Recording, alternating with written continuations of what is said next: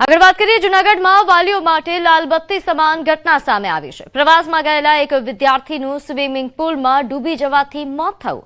શાસનગીરની Gir gateway નામની ખાનગી રિસોર્ટમાં આ ઘટના બની। રાજકોટની નવયુગ સ્કૂલમાંથી વિદ્યાર્થીઓ પ્રવાસે આવ્યા હતા।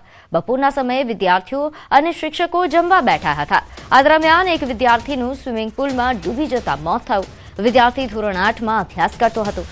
વિદ્યાર્થીને ગંભીર હાલતમાં સારવાર માટે ખસેડવામાં આવ્યો, જો કે સારવાર દરમિયાન તેનું મોત થયું હતું। ધોરણ 8માં અભ્યાસ કરતો બાળક ટીચરની નજર કંઈક ઝુકાવી અને સ્વિમિંગ પુલ તો અમારો કોઈ પ્લાન નહોતો, પરંતુ ત્યાં જતો રહ્યો અને અમને મેસેજ મળ્યા। ત્યાં ડૉક્ટરે ટ્રીટમેન્ટ કરી અને અમને આગળના દવાખાનામાં મોકલેલા અને ત્યાં પણ અમે કાર્ડિયોગ્રામની પ્રાઇવેટ દવાખાનાની અંદર બતાવ્યું અને ત્યાંથી ડૉક્ટરના રિવ્યૂ મેળવ્યા। એટલે એમના વાલી સાથે અમે વાતચીત કરીને ખરેખર આ ગંભીર ઘટનાની જાણ કરી।